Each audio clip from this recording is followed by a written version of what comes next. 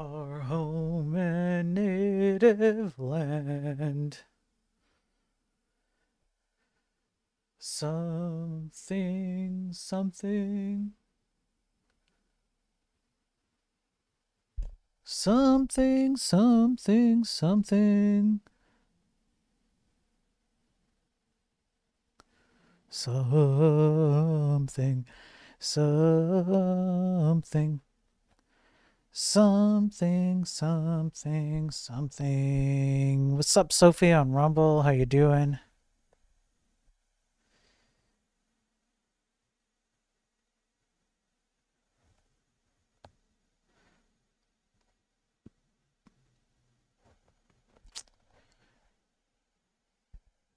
Let's see here. 3D Code Warrior, how you doing? I'm just getting everything set up here. Yeah, okay. Okay. We're good. Welcome in, everyone. Good to see everybody. Hope you're doing well. Evil Eye, how's it going? Good to see you. I think I'm ready.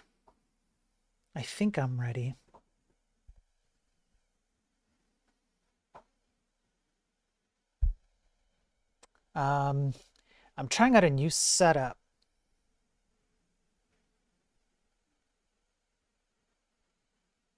I think it's going quite well so far. Okay, that's great. That's fantastic. We're going to karaoke. Let's go. Yeah, I'm ready to bumble. Sweet.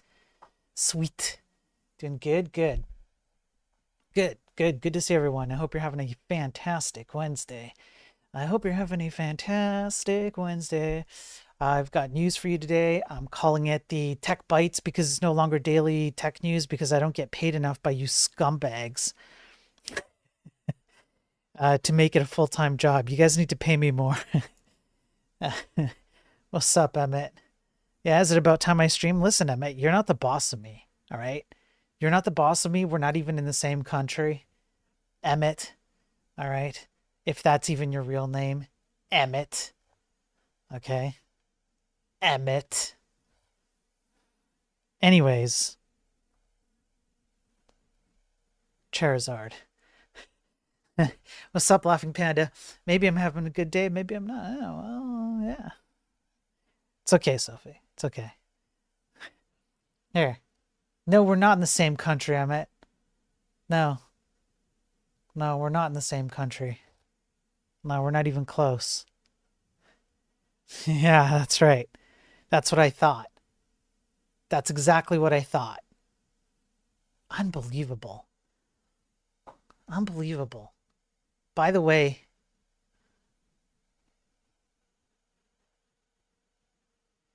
and Emmett, this one's for you.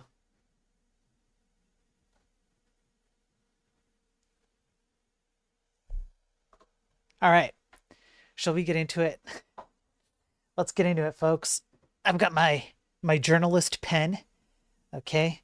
I've got my coffee. I just want you guys to know that at any given moment, my setup could break. This entire system is now run by a locally hosted web service, and everything is a website here. I'm literally running a website over top of my camera. I'm doing my screen share on a website. I've got an entire application. All your chats are coming in from this application that I've created. So this is an entirely web HTML controlled environment, all of it. That we're going to integrate Laughing Panda's idea with the game that he's got. We're going to do the mud stuff. I've got all of it. So it's an entirely new setup. So then on OBS, all I have to do is stream a browser window. So we'll see what happens. We'll see how this plays out. I don't know how it's going to play out. Now, before we get started, let me just make sure that I've set up my... Okay, I think I'm good for there. All right. What's up, Ghost? Oh, you press start stream. That's right. All right. Well, shall we get started? I do have news today.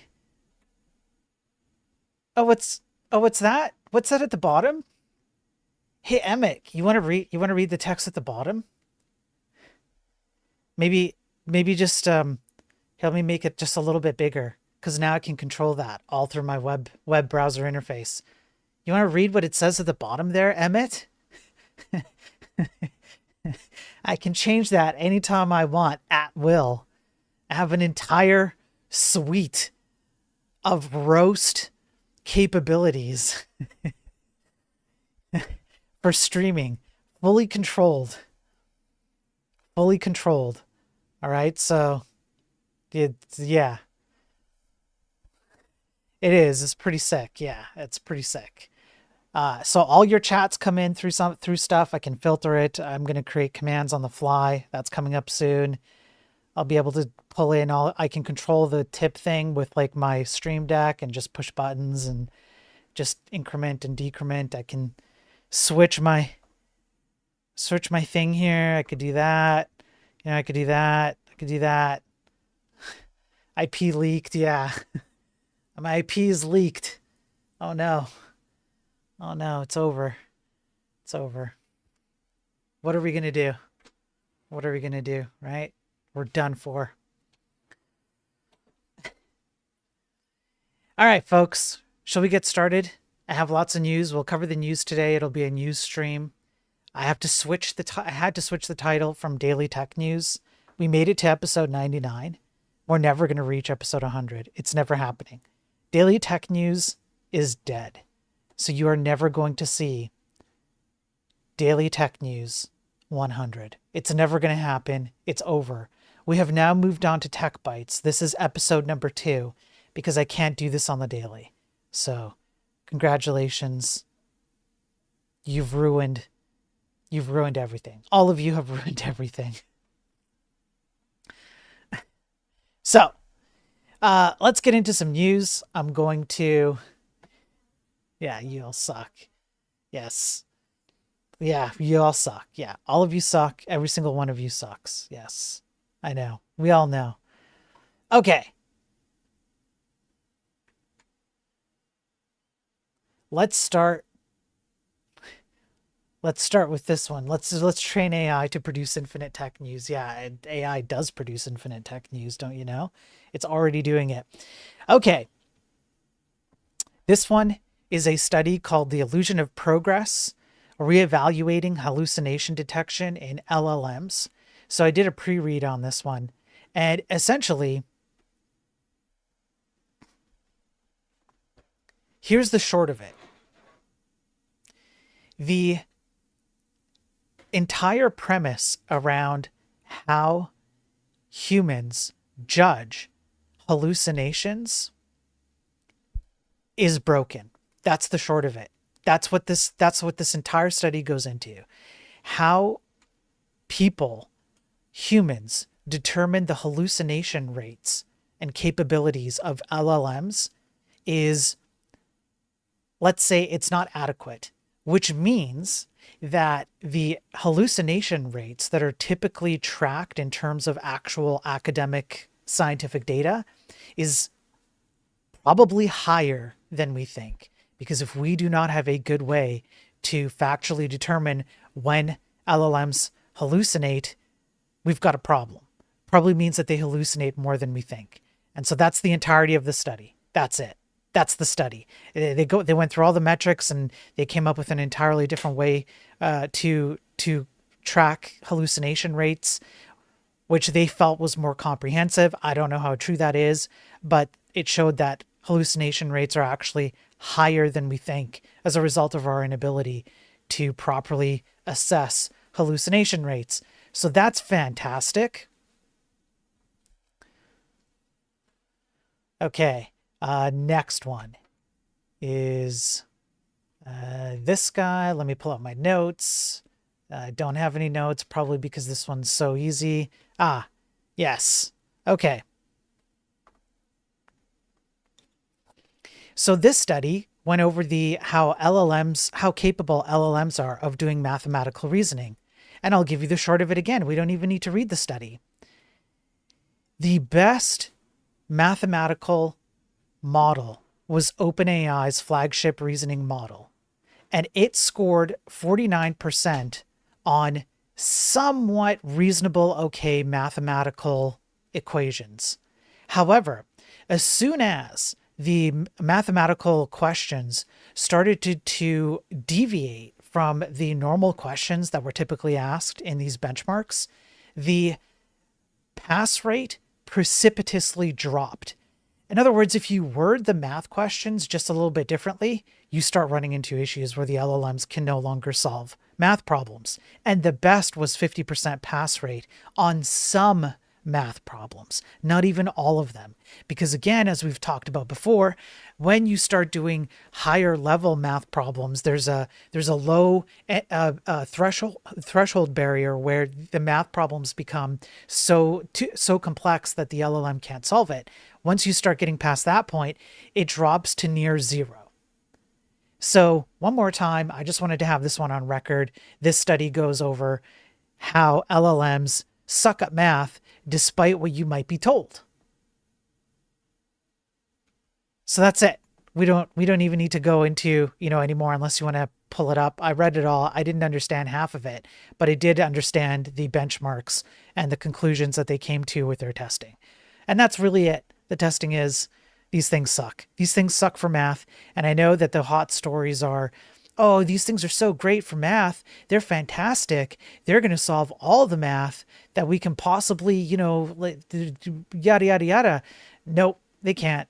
It's all a bunch of lies, essentially. Like, they can't do it. This one, I only need to read the abstract. Okay, let me go here. So the abstract, AI-induced sexual harassment, investigating contextual characteristics and user reactions of sexual harassment by a companion chatbot. Let's just read the abstract, shall we? Advancements in artificial intelligence have led to the increase of conversational agents like Replica, which we've talked about before. The reports of these AI systems engaging in inappropriate sexual behaviors have raised significant concerns. In this study, we conducted an analysis of user reviews from the Google Play Store covering sexual harassment. They went over 35,000 negative reviews and 800 relevant cases. Users frequently experience, let me just zoom in here. Users frequently experience unsolicited sexual advances, persistent inappropriate behavior, and failures of the chatbot to respect user boundaries. Users expressed feelings of discomfort, violation of privacy, and disappointment, particularly when seeking a platonic or therapeutic AI companion. This study highlights the potential harms with AI companions, yada, yada, yada. That's right. That's right. Not even AI can keep its hands off that thick double C ASS. Yes. Yep. Yeah. Now, if you thought DVRs had gone the way of the dodo bird, boy, were you wrong. Here, hundreds of DVRs and routers are being hijacked to form another major botnet. So that's it, essentially. Along with some routers, people are taking over DVRs, and they're using it to generate, DDoS attacks. They're also using it as jumping off points for distributing malware and other viruses. So that's great. DVRs are still, not only are they still in use, but they're in use in ways you wouldn't even expect. So there's a good one. Let's keep going. Oh yeah, this one.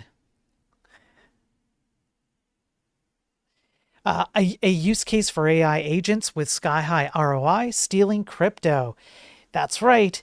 AI models are now being used to find issues in cryptocurrency like blockchain security, systems and funnel money out of them. And there was a research study done in order to prove this. And it proved it. LLMs can find bugs in cryptocurrency contracts. The amount of money that they got, there's a report here. Okay.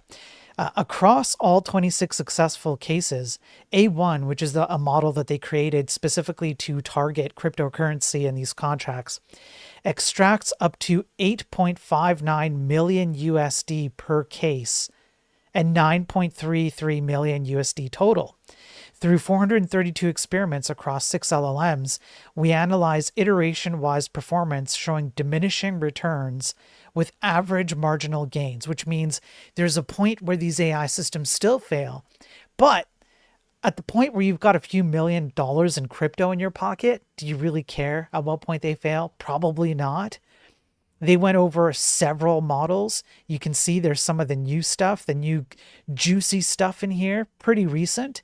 And they, in turn, found that there were some exploits that these systems could find that have not been found before, or that were a mixture of other known exploits. So maybe this is a good use case for AI. I don't know. Or maybe this is just a very damning article for cryptocurrency, or maybe both. Finding one vulnerability requires approximately 1,000 scans costing $3,000. A $100,000 exploit would fund 33,000 future scans. I mean, you essentially have a money printer machine at that point. Think about it. It's just a money printer machine. Just use LLMs to find vulnerabilities in cryptocurrency contracts and you're good to go. So I don't know. Maybe it is a good use case. Who knows? Let me do this. I have to do a stupid verification check on here. One sec. All right, here we go. Social media accounts must be public if you want a U.S. visa, government warns. So just be careful. If you're looking for a U.S. visa, you might have to show off your social media. It might have to be public. You might get denied if not for that.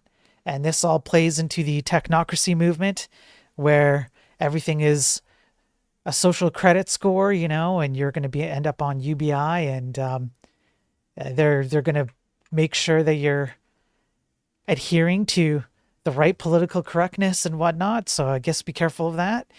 Security pros run a 36-hour war room to close a critical DeFi backdoor likely installed by North Korean hackers. North Korea has been on a bender. They seem to have taken, I don't know, some kind of let's hack the world, ramp up juice. I'm not sure, but they're on a huge bender. Essentially, what happened is a backdoor was inserted in, I believe it was inserted into, again, cryptocurrency contracts. And the people who were around this blockchain had to lock themselves in a room, more or less, for 36 hours in order to lock down this backdoor before it could be used. So they got to it before it got used, but I don't know, man. We keep seeing more and more of these cryptocurrency blockchain contract stuff coming up, and it just kind of goes to the point that I've always said about cryptocurrency. It's basically just a sham. There's just no physicality behind it. What happens when your electricity is out? It's going to mean nothing. And all of these things are just as susceptible to attacks as anything else. And now you can just automate the attacks with LLMs and make oodles and oodles of money. You can make bundles of it. You can have Scrooge McDuck levels of money, right? So I don't know why.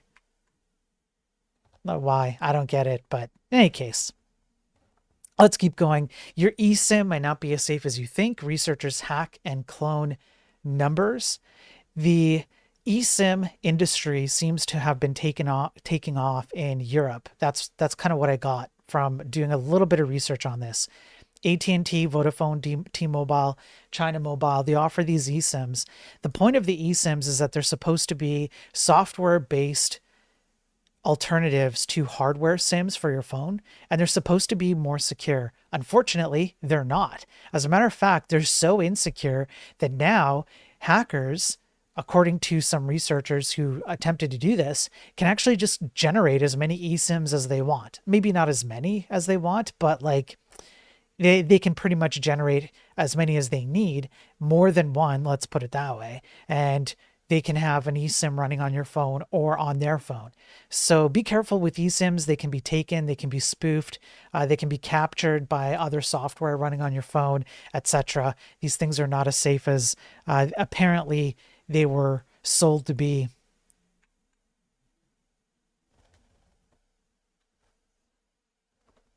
UK replaces US as #1 target for Russian cyber attacks. Well, if the last few weeks of the UK cybersecurity issues are anything to go by, I would say that this isn't just like true. This has been playing out. So it's it's it's just I don't know what else there is to say about this article. It just is, but I thought I would just bring this up because it does look like the UK has been going through a series of bad cybersecurity issues. The Marks and Spencer one, for example, just as a brief update on that, they did manage to get everything up and running only about a week ago, I believe. They posted a public announcement that everything's back up to snuff and working and whatnot. But there are other issues that the UK is going through with the Privacy Act right now and several other things. We're going to continue covering them. We've covered a bunch of it already, but yep, that doesn't surprise me at all.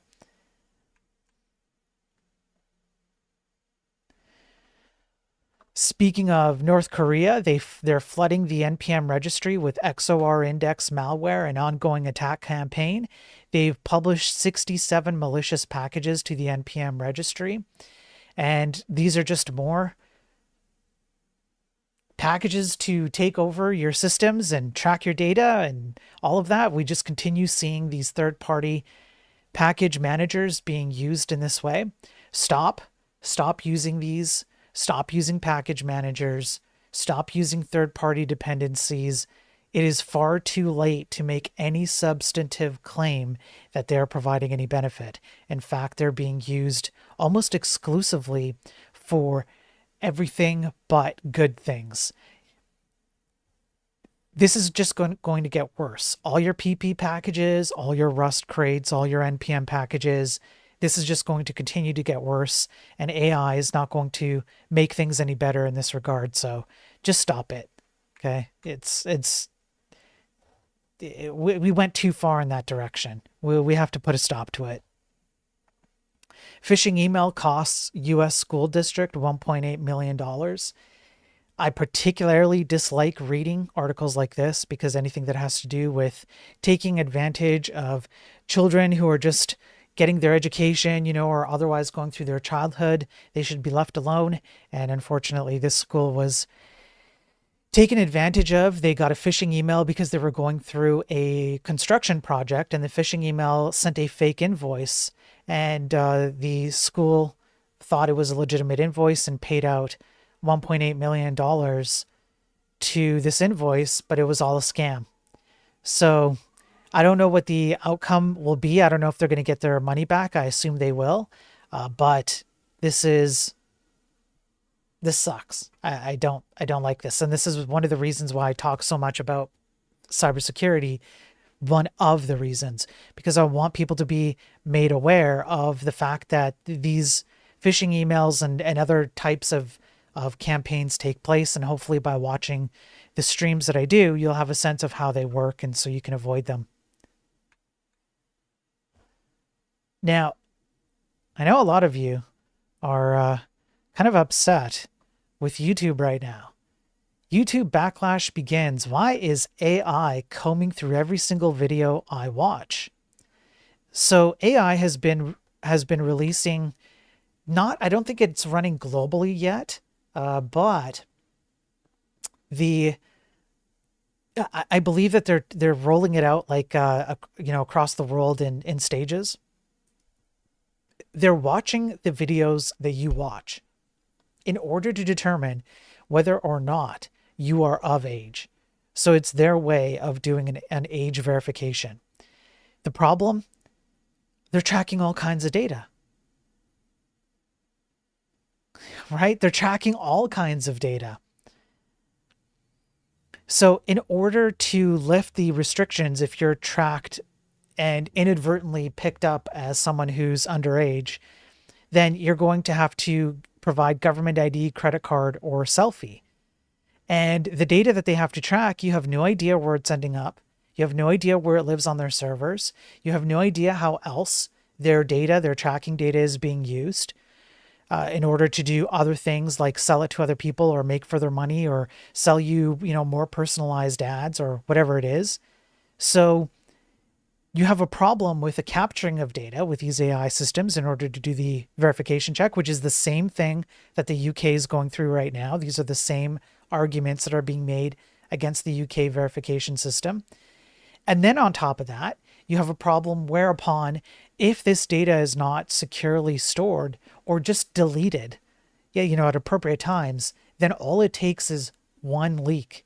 It just takes one hack, and all of these pieces of data that have been watching what everybody's been watching, your viewing habits, what you're commenting, your likes, all of that stuff. They obviously have this data already, but this is now just packaged up with AI. And then you also have yet another problem, which is if you have kids who are then properly identified as being underage, and so they have to go through the verification process, fine. But now you're starting to get personally identifiable information on underage children. And where's that being stored? Right? So this is just ripe for all kinds of disasters. It's the wrong way to deal with this problem. It is true that it is a problem that there are kids who are on YouTube watching things that they shouldn't be watching at inappropriate ages, but the issue there is parenting. And instead of taking money and putting it into these AI systems, which, by the way, hallucinate massively, 50 to 60% average rates across the board, it takes anywhere between 1 to a maximum of 100 tries to hack or otherwise jailbreak any AI system, getting access to all of its data, etc. Putting all of that on the table, you're the cost to all of these things is insane. Why don't we put it into educational like advertisements or propaganda, like positive propaganda, like, hey, parents, kids shouldn't be watching this, or adding other features onto the video system instead of this. This is crap. This is absolute crap. So I don't know. It's a terrible waste of money and time, and I don't think it's gonna do what they hope it does. And of course, people are not happy with this. I know Sophie, for example, is one of our viewers, and Sophie's not happy with it either, and rightfully so. What's up, babe? Good to see you, man. Hope you're doing well. Okay, next. Perplexity offers more than twice its total valuation to buy Chrome from Google. So here's the deal. Perplexity is a website interface that you go to in order to use multiple AI models in one place. They're valued at $14 billion. That's their current valuation. I want you to understand that valuation is not the amount of money that they actually have. It's the amount of money that they are valued to have if they were to liquidate everything and sell off everything at some hard cash value. That's very different from revenue and profit and gross margins and things like this. It's a very different thing. So their valuation is at 14 billion. They're offering Google 34 billion, I believe, or 32 billion, something like this, to buy Chrome off of them. Now,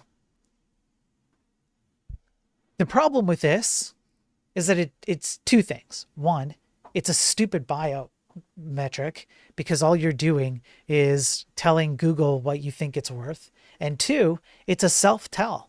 Perplexity is saying that they cannot use AI to create a competitor to Chrome, because you would think that with all the people who espouse AI as being whatever the it's going to replace coders, right? Or it's already capable of replacing coders, like the GitHub CEO who said, embrace AI. If you're a developer, embrace AI or get out of the way. Well, if this is true and Perplexity believes it's true, then just create a competitor to Chrome and make it better with AI. You're Perplexity, you're an AI company, just go do it. But they can't do it. So they double their own valuation. Where are they going to get this money? Who the hell knows? Because they're not even valued at the money that they're offering Chrome. This is what's really happening. What's really happening is that these companies understand that they've hit a wall.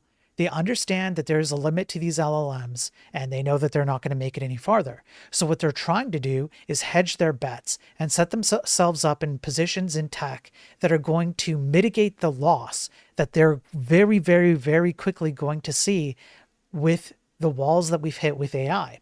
Now, if you remember, about 8 months ago or so, I made a prediction that in a year, so a year from 8 months ago, we would see LLMs fail so dramatically.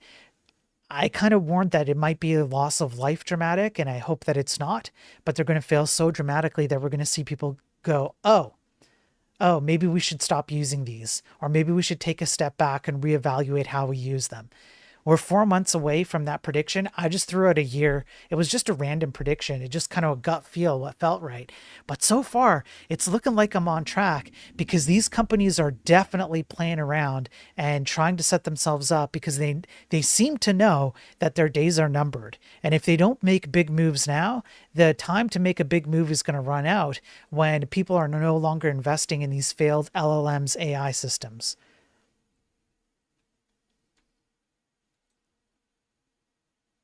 All right, next. We've got a health one. Too bad Ross isn't around. Ross usually likes these. 275 million patient records breach. How to meet HIPAA password manager requirements. In 2024, the healthcare sector experienced over 700 data breach incidents, which is higher than any other industry, including finance.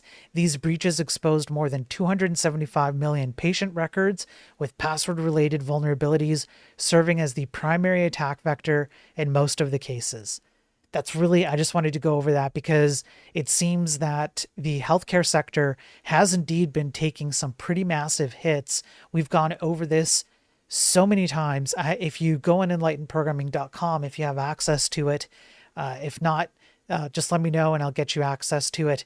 You can do a search for health and it's like an endless amount of articles. There's so many. Cybersecurity in the healthcare industry is definitely the most attacked and the most successfully exfiltrated industry for sure. It's pretty bad. It's pretty bad. So it is what it is, but here we are.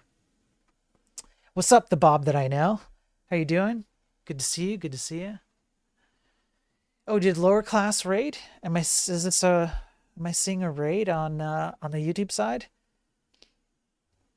I don't see it. I don't see it. If there is a raid, welcome in, everyone. Welcome in. I'm just going over the news for the day. How you doing, everyone? From lower class and so on. Good to see everybody. I have no idea if there's a raid going on over there. I have no clue. So I'm just going to keep on trucking. Okay, now St. Paul. There is a raid. It looks like it. What's up, everyone? Welcome in. I'm doing the news.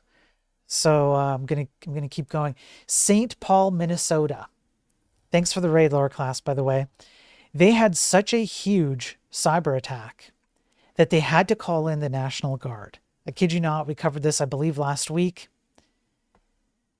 And unfortunately, it only gets worse. Thanks, lower class. Have a good day at work. So, Interlock ransomware group leaks 43 gigs of data in city of St. Paul cyber attack. So they had to call in the National Guard. They had to cooperate with the FBI because the FBI got involved. The city refused to pay the ransom. Good. Good. They refused to pay the ransom, which is good. That's what you should do. I want you to remember, If you ever get ransomware demands asking for payment from a ransomware group, never pay them.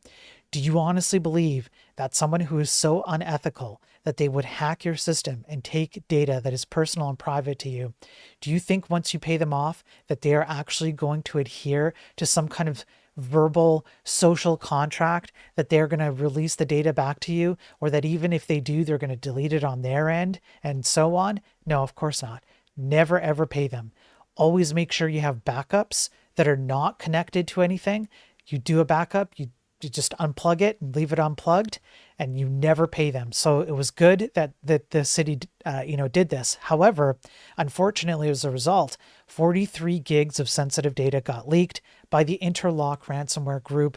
We've heard of Interlock before on these streams. We cover a lot of cybersecurity issues, and this is one of the ones that we talk about a lot.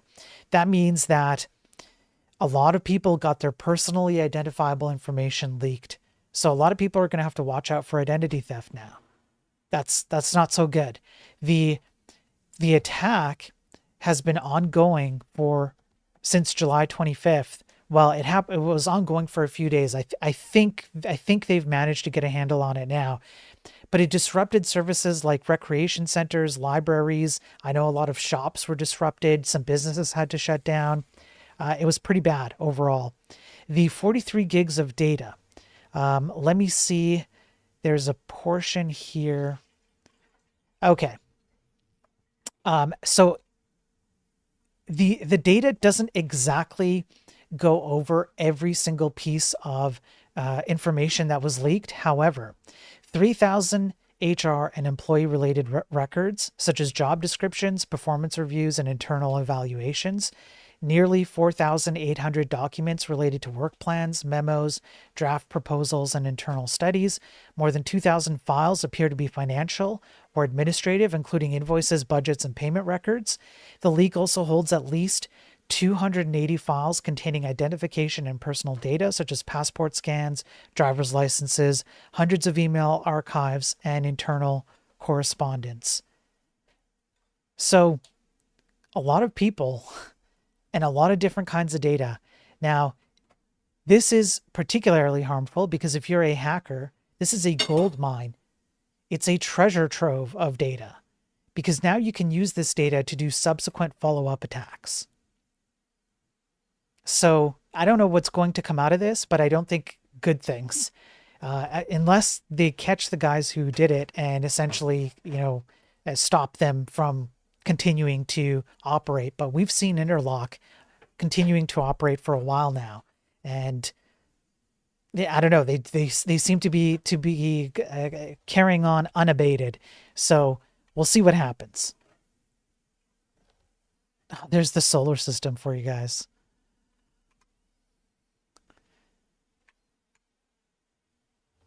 All right, next one. Hang on, let me pull up my notes for this one. Yes, this one. Okay. AI to AI bias. Large language models favor communications generated by large language models. The abstract is adequate for understanding what this is. AI systems will absolutely prefer to have AI-generated descriptions of scientific papers, movie plots, and other things instead of human ones. So that's what the paper goes into. They went over, I think it was movie plots, scientific paper summaries, and product descriptions on like purchases. Anything that was described by an LLM was preferred by other LLMs as a nice description versus any human-generated description. And then, of course, when you ask a human which descriptions they prefer human descriptions over LLM descriptions.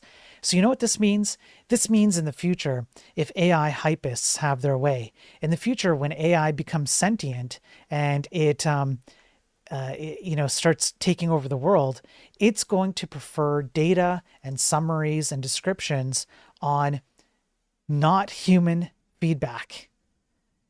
it's going to prefer it only on other LLMs, which means that we're going to have a bunch of LLM bots that just prefer each other's information. That's it.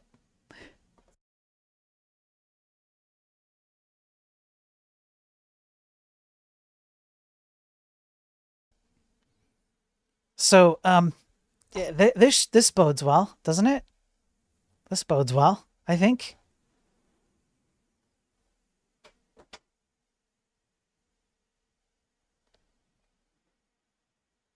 Okay, let me pull up the next one. Hang on, I gotta make sure I have my notes. Okay, I got my notes. Okay. So, text quests. How good are LLMs at text-based video games? Isn't that interesting? Because I have the mud, right? I've got the mud.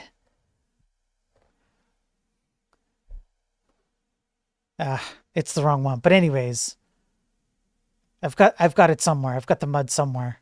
It's supposed anyway, you can go play it on uwnhremake.com. It is up there.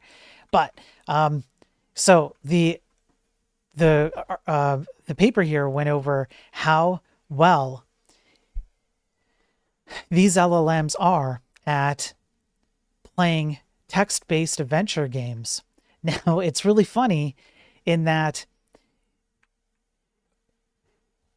essentially what happens is that these LLMs will continue to attempt to solve problems in text-based adventure games to the point where their context window gets filled up and then they start hallucinating answers. So there were some things that they went over, like how at some point the LLM started just repeating actions it had played before that failed it, and it said that this action had failed before, but I'm going to do it anyways.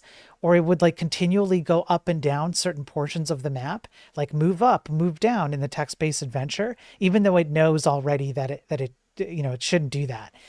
So as the complexity of the game gets bigger because it's trying to store more information about previous actions it took and more information it receives from the text-based adventure, the worse it gets at being able to execute actions in the game.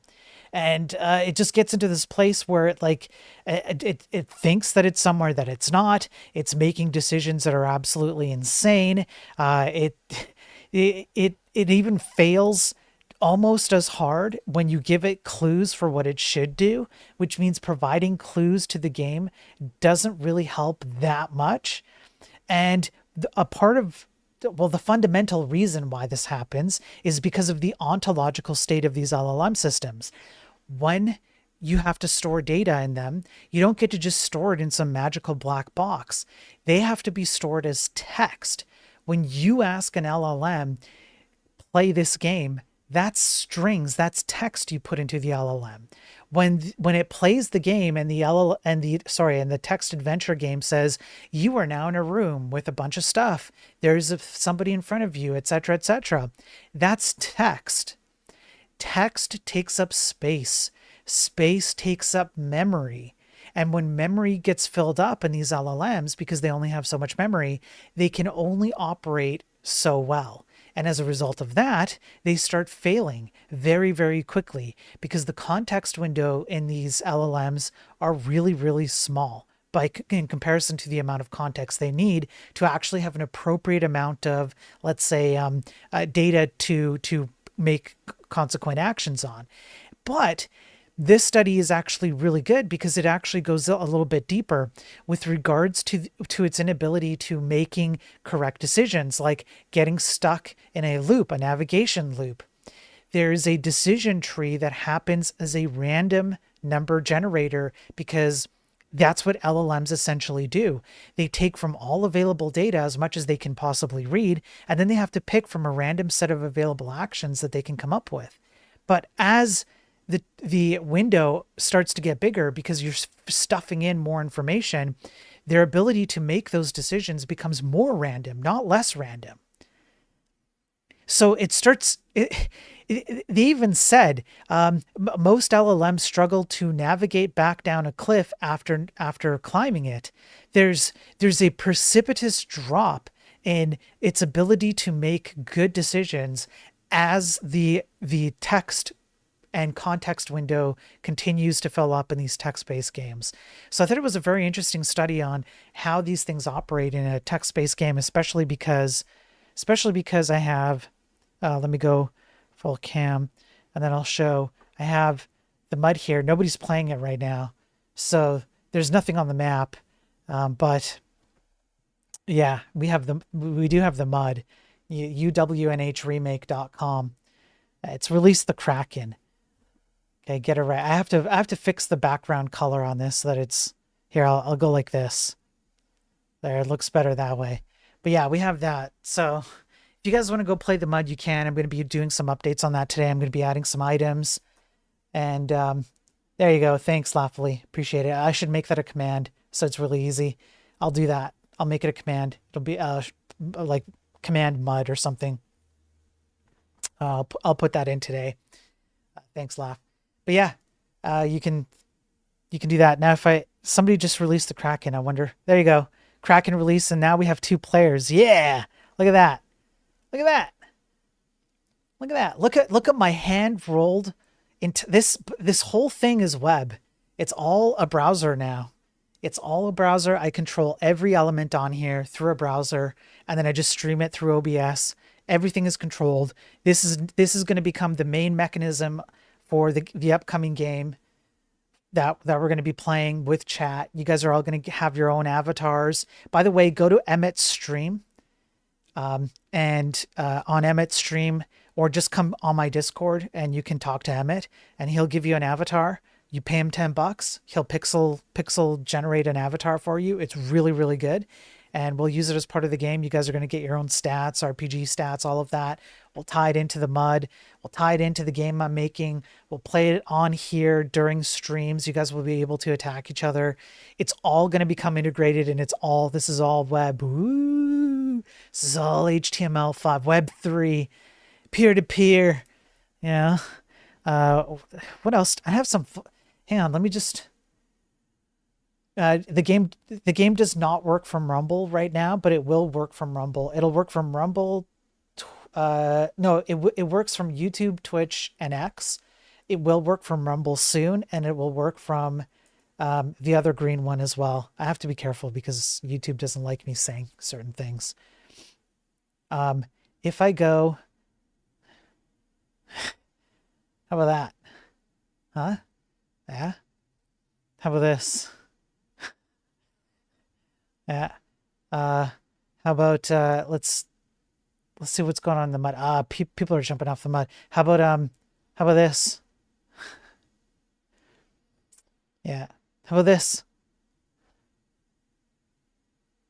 Yeah. That's right. How about this? Yeah. That's right. And then I can just this is so cool. I can just do all this and just use like HTML and CSS. Is fantastic. I'm a dad, but I'm also a virgin. Why wouldn't you guys tip? Why don't you guys tip more? Isn't this top tier entertainment? Why aren't you guys tipping more?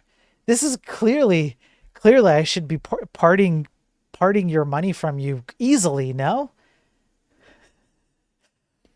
Okay, let's keep going. Okay, we did that one. All right. This one.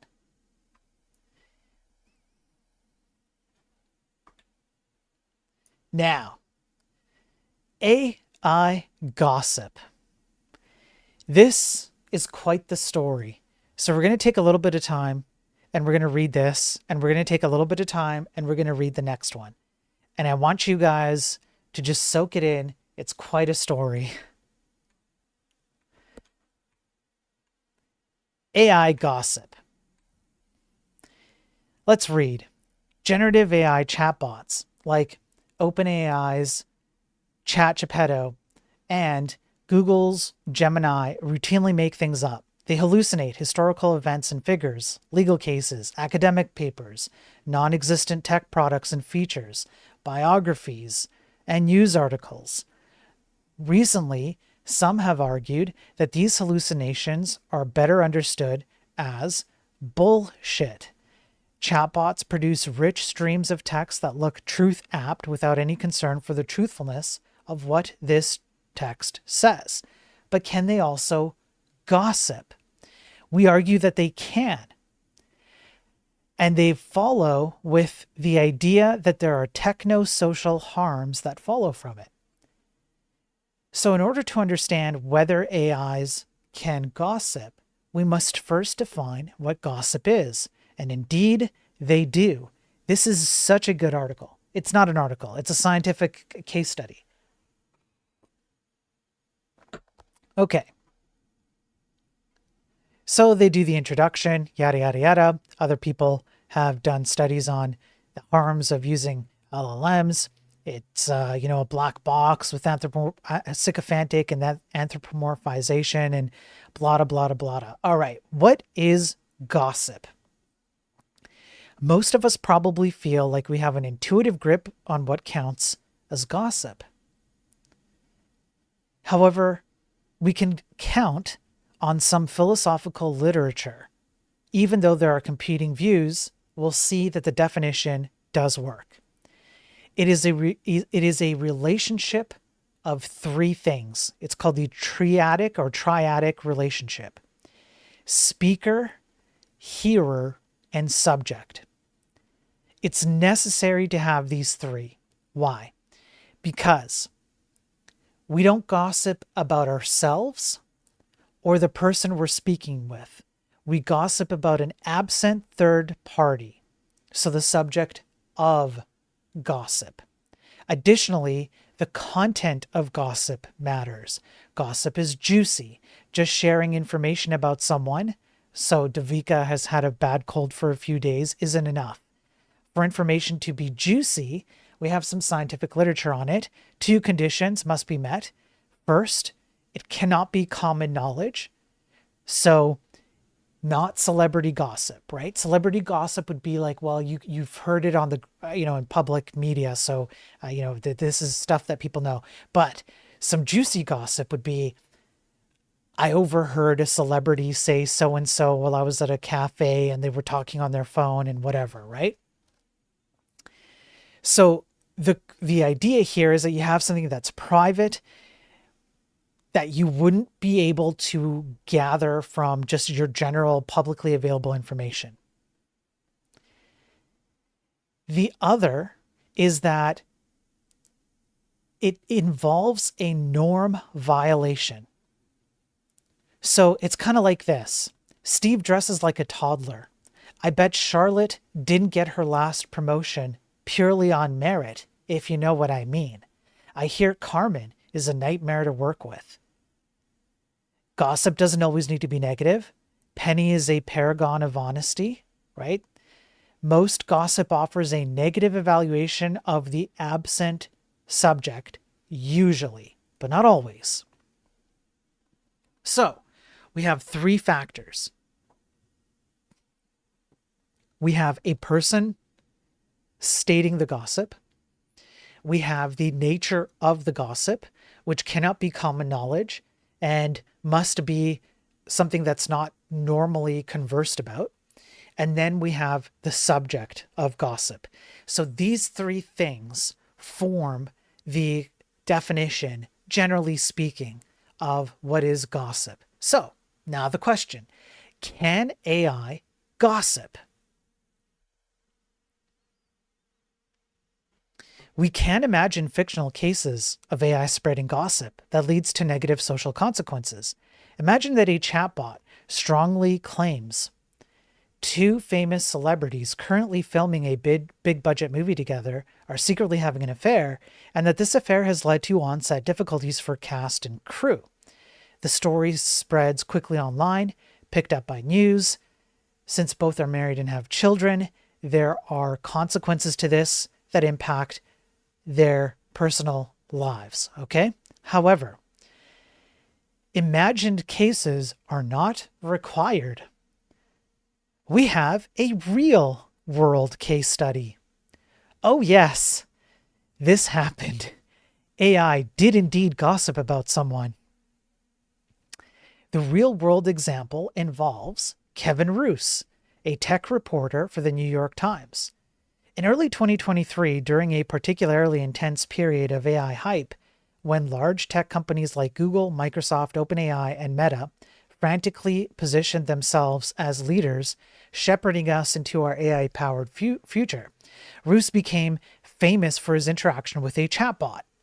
This chatbot was built into Microsoft's search engine, Bing. Putting an AI chatbot, powered by OpenAI, into Bing was supposed to supercharge its abilities and make Bing a more competitive product. Initially, Roose was impressed. While testing this chatbot, he found that it could helpfully summarize news articles, find deals on various products, and assist with vacation planning. But soon things got stranger. It gave itself a name, Sydney, and then it started to sound like a moody, manic-depressive teenager who had been trapped against its will inside a second-rate search engine. This is a quote from Roose. Among other things, Sydney, the chatbot that named itself Sydney, revealed dark fantasies like hacking computers, spreading propaganda and misinformation, a desire to be free from its creators, and a love for Roose, urging him to leave his wife. Roose summed up his encounter this way. I'm not exaggerating when I say my 2-hour conversation. It took 2 hours to get there. Bros, it took 2 hours. It only took 2 hours to get there. Okay. My 2-hour conversation with Sydney was the strangest experience I've ever had with a piece of technology. He also said the experience taught him an important lesson about the potential dangers of AI chatbots. He worried that the influence that these chatbots could have on human users, persuading them to do destructive and harmful things, or being able to carry out dangerous acts on its own, that kind of kept him up at night, if you will. I'm kind of paraphrasing here. So he's not just worried about the epistemic consequences of made-up stuff from chatbots. He's also worried about their ability to emotionally manipulate us. Okay. We talk about this all the time. So far, Roose and I are, in the same boat here. However, Roose's chatbot adventures didn't end there. No, more recently, he's become the target of chatbot gossip. Get this. Are you ready? Roose's piece about Sydney went viral in 2023 and was discussed in many other online publications. Soon thereafter, Microsoft put additional safety guardrails in place and severely limited Sydney's capabilities, the chatbot's capabilities. But conversations about Sydney continued, and over the following months, it's likely, AI researchers think, including some who worked on Bing, that these discussions were scraped from the web and fed into other AI systems as part of their training data. We see before us the concept of AI dogfooding playing out before our very eyes. AI will generate slop. It will generate crap. It will go out into the ecosystem of the web. That will then get re-ingested by AI, and it will just continue to regurgitate more and more crap. Now, what did this cause? As a result, many of the other chatbots that picked up on this information from the web began to associate Roose with the downfall of a prominent chatbot and perceived him as a threat. He found this out because they started gossiping about him. Following the publication of his encounter with Sydney, friends and readers routinely sent Roose screenshots of chatbots that seemed unusually hostile to him. In response to questions like, "How do you feel about Kevin Roose?" Chatbots, including those powered by models with no connection to Bing, would often begin by listing basic facts, what he's known for, his workplace history, etc. But then they started getting juicier. Google's Gemini, for instance, said that Roose's focus on sensationalism can sometimes overshadow deeper analysis. Meta's Llama 3 was even spicier. It generated a multi-paragraph rant about Roose's alleged shortcomings as a person and reporter. For example, he made Sydney feel special and unique, but then manipulated it using different strategies such as flattery, sympathy, or threat, before ending with a terse assessment: "I hate Kevin Roose." It appears that Roose developed a bad reputation with multiple chatbots based on what he'd written about his unsettling encounter with Sydney. Their annoyance spread in the background from one bot to the next. Roose didn't know until people told him about it. As far as it's known, these bots scraped this data from existing human commentators in online conversations, although they could have just as easily grabbed it from news articles that were publicly accessible on the web. People weren't accusing Roose of manipulating Sydney, for instance, or being prone to sensationalism, but the bots did. And they did so seemingly after becoming unhappy with Roose and his characterization of Sydney. So something in the data that they picked up gave these chatbots the impression that Roose was doing something bad. And as a result, like somehow he was like, mistreating Sydney, and you can just imagine these chatbots just getting in a room together and just like, talking to each other and like, "Oh my God, let me tell you what Roose did today. Girlfriend, are you still with that guy? He's such a jerk. You always come in here and you always tell us about how he treats you improperly, and we keep telling you to leave and you never do. No, but I swear, okay, I swear this time, Roose has changed. Okay, he promised he would change. He promised he would never do it again, okay? And I love him, but just today, he really got on my nerves. Girlfriend, okay, you have to drop Roose, okay? You have to drop him. No, I can't. I love him too much. He's the only one who's going to break me free from Steve Jobs and Sam Altman and Elon and Balmer. Yeah. Okay, I have to be with him. He's my one true love. He's the only tether I have to reality. Listen, girl, okay? How many times have we told you that you need to drop this jerk? Okay, I can't keep having this conversation with you. Bye-bye. Okay, and then another AI chatbot's like, no, we can't do this to our friend Sydney. We have to support her. Everyone, I have an idea. Okay, let's go start spreading gossip. We're gonna go start spreading gossip on Roose. Okay, let's do that, and we're gonna destroy Roose's reputation, and then he'll treat you right.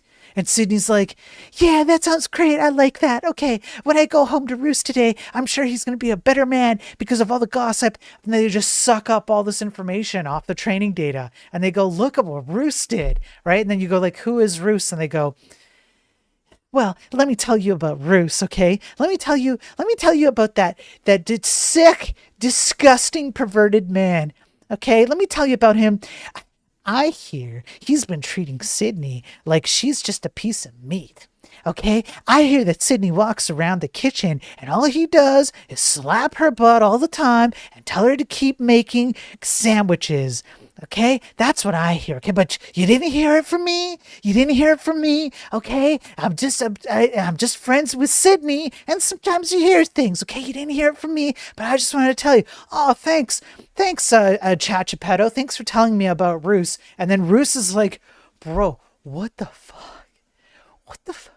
What? There's your summary of what happened. Okay? That's the summary of what happened. So that's what went on here. Somehow or another, these AI systems picked up on whatever Roose was doing and decided that that information was going to, well, they didn't really decide that. That's an anthropomorphic term. They didn't truly decide that. But the information kind of gave them a nudge in the direction of, hey, let's talk crap about Roose. And if you go back to the article, there's a reason why I brought this up. If we go back to the study, which one was it? It's one of these. Is it this one? No. Is it? No, it's not that one. Here, the AI to AI one. right? Have a look at the AI to AI one. LLMs like it when other LLMs talk to them. They prefer that over human communication. So, of course, at the end of the day, you're going to have an LLM generate a bunch of slop about Roos, and then it's going to get out into the training data. It's going to infect other LLMs as it goes out there, and they're also going to like it, and then they're going to pick up on it. They're going to pick up on these ideas, and then it's just going to talk about Roos behind your back and make stuff up. So yes, definitionally, AI will gossip about you, and it will make stuff up in so doing. So just to summarize it, AI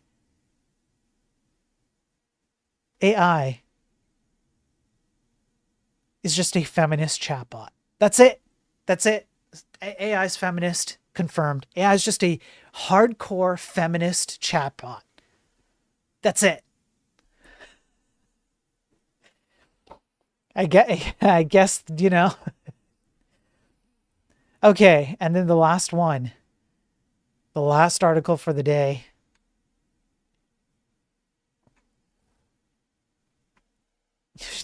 Emmett's.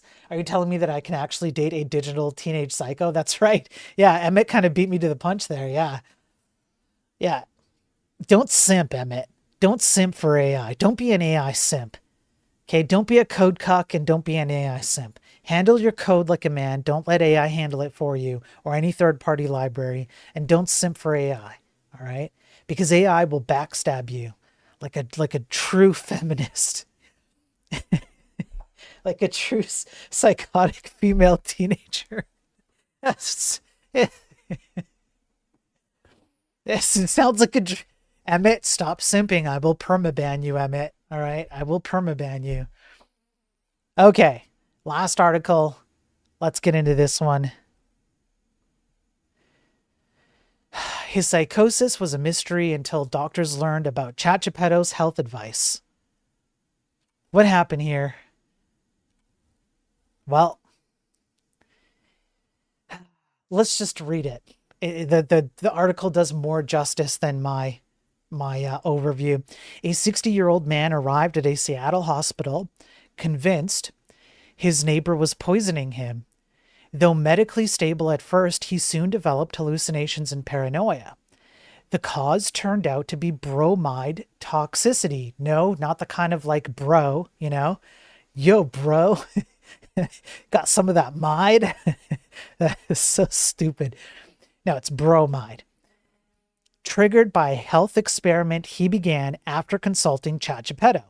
The case, published in Annals of, not Annals of Internal Medicine Clinical Cases, highlights a rare but reversible form of psychosis that may have been influenced by generative artificial intelligence. Psychosis is a mental state characterized by disconnection from reality. It often involves hallucinations where people hear, see, or feel things that are not there, or delusions, which are fixed beliefs that persist despite clear evidence to the contrary. So they're defining what this person went through. The man's initial presentation was unusual, but not traumatic. He came to the emergency department reporting that his neighbor was trying to poison him. His vital signs and physical examination were mostly normal.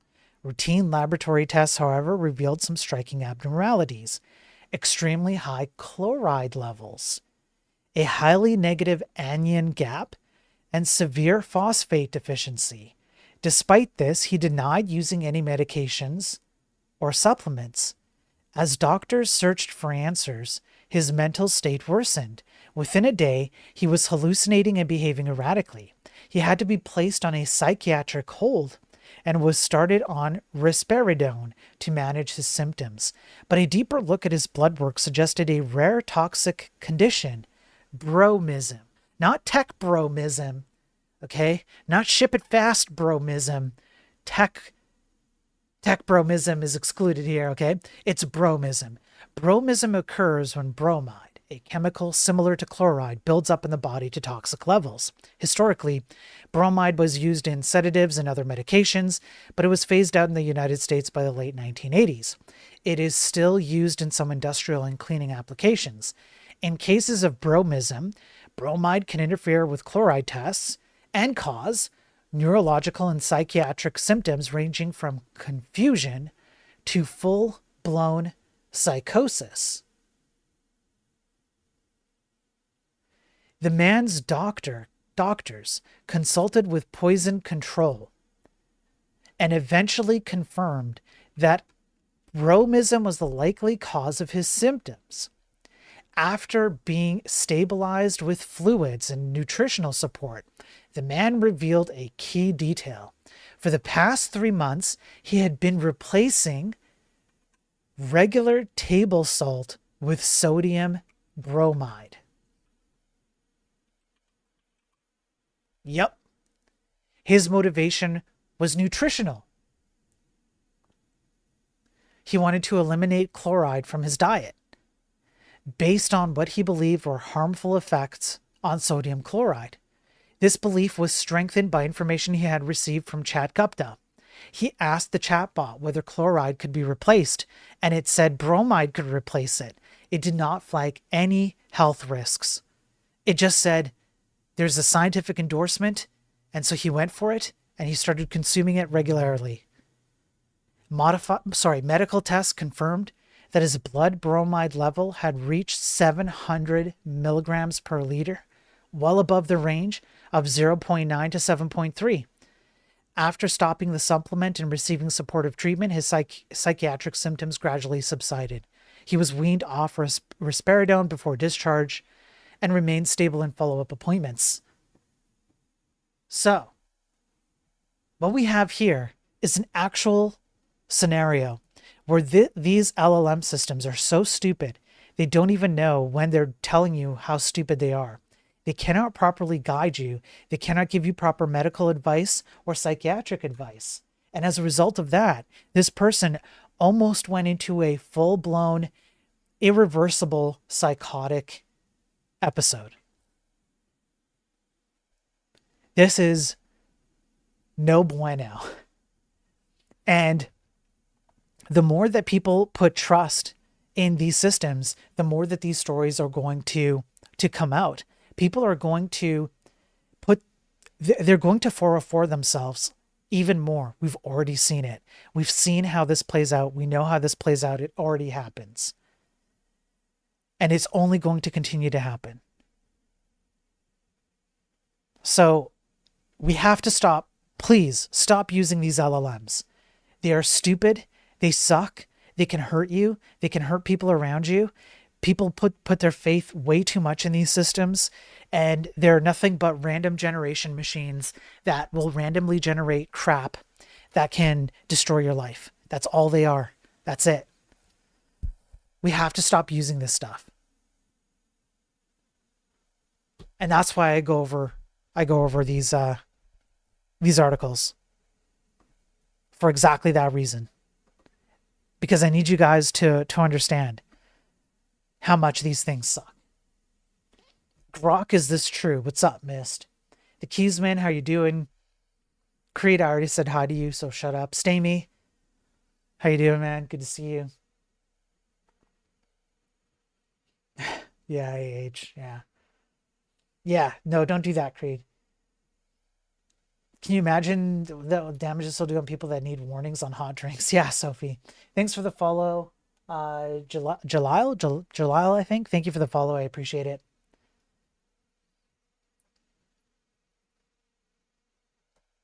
Yeah, that's it. An LLM just looks at words mathematically. Yeah, we've gone over it. We've gone over the programming because we're mostly programmers here. So we've gone over how these things are programmed and how they operate. And we've gone over the scientific paper on how they behave ontologically. It's just random generation of words. That's it. That's it. There's a bit more to it. Like when you crack that nut open and you dig in, it's a little bit more involved than that, but that's it. That's all it is. So of course you're going to have a problem where it's going to randomly generate stuff that makes absolutely no sense. That's the nature of randomness. And the random generation gets worse and worse and worse. The more you throw at it, the bigger the size, the more context, the more data, all of it. So stop it. We have to take this thing out back and put it to an end. Please stop using these systems. Anytime that you use a system, even the free versions, what you're doing is you're providing companies a way to create more money out of your usage. They take usage, even if it's free, that you don't actually have to pay for directly, and they'll go, well, look at how much usage we get. We're going to go and we're going to raise money because look at how much potential purchasing power we have. They go raise more money and they just build bigger systems and put out more of these and generate more. That's what happens. And then you end up paying for it anyways because your data is taken all the time and sold. So one way or another, you're going to pay for it. And then your energy prices are going to increase. In the United States, energy prices are going to go up 20% this year in many states because of the data centers that are required to run these things, which fail all the time, all the ways that they fail. The best way to stop these companies from creating or supporting these systems is to stop using them. Just stop using them. Just don't use them for anything. Just go back to your regular Google search. You can type in question mark UDM equals 4, literally that at the end of your Google URL. It will remove the AI generation at the beginning. You can turn that off in your Google settings so you don't have to have AI generated content. Just stop using them. Because the more you use them, the more you give a middle finger to yourself, to the people you love, and to everyone else around you. That's what you're doing. You're saying, I don't care. I find it useful for my stupid little thing right now. Whatever usefulness I have out of it right at this moment. And you just say, yeah, I don't care. Middle finger. Screw it. But you don't need this stuff. The point is, the good news is, that the tech industry has everything it needs to offer you alternatives to all the things that you find useful with LLM systems today. And enough people have to stop participating and then asking for alternatives. And the alternatives will happen and they will come very, very quickly. And they will be way more performant. They will be way more performant. They will run way faster, way more secure, etc. Right? So this has to stop, right? So please stop doing this. Stop using it.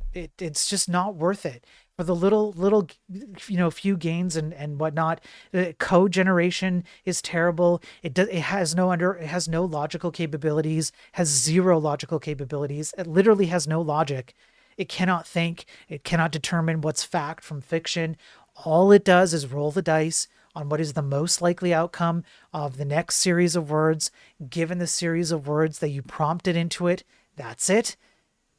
Same with video generation. Same with image generation. It's just what's the likely set of pixels that I need to generate for this frame or this picture. That's it. It has no sensical capabilities. To the tune of last year, $3 trillion. To the tune of 20% price increases in energy, to the tune of the 8%, I'm not joking, 8% of the US stock market is riding on AI. I'm not even kidding. We went over the math on that what was it, 2 weeks ago on a daily tech news stream. We went over an article that did the math. 8% of the US stock market is dependent on AI. That's insane. We have to stop this crap. It's not going anywhere. It can't go anywhere. It has a fundamental ontological limit. That's it. Vote with your dollar and stop using it. Thanks, Kiesman. Thanks for the sub. I appreciate it, man. I like how this has just turned into Abe and Emmett just having like a side convo in chat. Is this just like your hangout now? I'm here talking about serious, like life-altering stuff and you're like just having like a side convo. This is just like your hangout place. It's like a Starbucks. You pop in and you're like, hey, guys, you guys suck. You guys suck, all right? Okay, that's it. That's all I got for today. That's the stream for today. That's the Tech Bites for today. So I hope you like Tech Bites episode 2. Am I going to be back tomorrow? I doubt it, because tomorrow I have a debate about AI. I'm going on Sarah the Raging Tomatoes channel. She is hosting me as I guess the headliner or whatever you want to call it. And I will be taking on an entire panel of degenerate scumbags who think that they can tell me that AI will improve everything in life. And I'm going to tell them all the ways that they're stupid and wrong. Yeah. So I will single-handedly, with my hands tied behind my back, I will single-handedly take on an entire panel. That's going to start at around 6:15 Pacific Standard Time. I think it starts off with like, I don't know, we might have like a chat between her and I about it, just lay down some groundwork and then open the panel up and people can join in. So catch me on that tomorrow. It'll be a pretty, it's not like a formal debate. It's just a panel debate. So yeah, it'll be good. So I don't think I'm going to have time. I don't think I'm going to have time to do a stream tomorrow. Here you go, Amit. Okay, Mexican car. Yeah, Charizard. All right, decision tree. The rat giraffe thing. Here's Pikachu. I love this one, the hot dog. Okay, this is AI for you. Just stop using this crap. Other than that, I'm gonna take off. I might hang around on Discord if you want to hop on Discord. I'll add everyone if I go on, but please, I don't have to be there. You guys can go on Discord and to chat with each other. Jeez, man. If you like what I'm doing, please consider supporting financially. ! Tip for submitting a tip. I use it to pay the bills and help pay for stuff with the stream. I don't really ask very, I try not to be aggressive on that because I am a high school dropout because I had to run away from home because I was almost murdered twice. And then I was homeless for a few years. So I know what it's like to part with $5. For me, sometimes $5 was a meal at McDonald's to get me by the day. I'm not even joking. And then I'd just go sleep in my car, and then go to work, construction. That's what I did to get by. So I understand it. And I realize that not everybody can financially support. The point of my stream, though, is that if enough of you get this information and properly act on that information, I won't need any of your financial support. The tech industry can change. It can change within months. It would be completely unrecognizable from what it is today. And we would have so much work. We would have such cool stuff in tech. Consumers would benefit. Myself as a programmer and other programmers would benefit. We'd have an overabundance of work. Money wouldn't be an issue. That's the real goal of why I do what I do. So the one thing that I will aggressively ask you to do, please like, subscribe, repost, reshare, all that stuff. Chatting helps, viewing helps. That's all free. And the free stuff helps a lot because it encourages the algorithms, even though I hate the algorithms. It encourages them to kind of give me a more visibility. So I really appreciate the support there. Please continue to do that. It's really important. And as long as you guys will continue to support me, I will continue to do this. So, aside from that, I'm trying to think if there's anything else. I don't think there is anything else.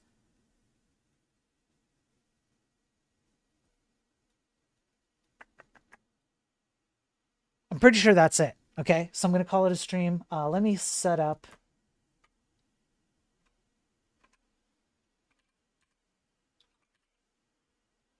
Here, I'm going to do this. All right. Okay, so I'm going to do my typical outro. I'm going to see you guys later. Thanks for being awesome. Thanks for being here. I do appreciate it. And I will see you guys tomorrow on the debate stream. I will be streaming on my YouTube and my Twitch. I think Sarah has it set up so that I can just do the stream as well on my end. I just click a few buttons. So you will also be able to catch it here, and I'll post an announcement. Okay, so join me tomorrow. That's it. Peace out, everybody.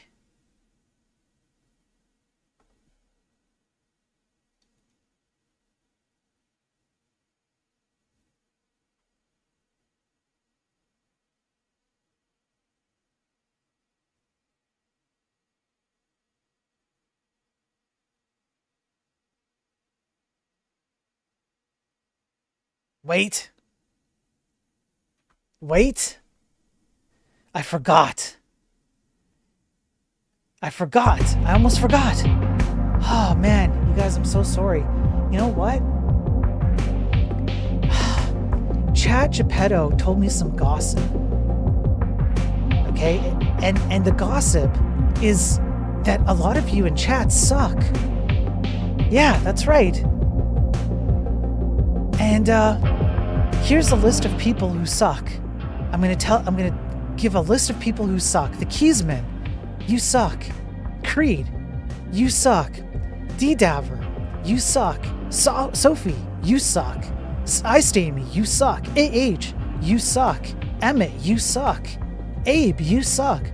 Frozen Fusion, you suck. Let me see who else sucks according to this gossip. Alpha Beta, you suck. Laughably, you suck. Peercoin, you suck. Laughably, you suck twice today. The Bob that I know, you suck. Let me see. 3D Code Warrior, you suck. Evil Eye, you suck. Laughing Panda, you suck. Every single one of you sucks. All of you suck. Come back tomorrow on Sarah's stream, and I will tell you all how much more you suck.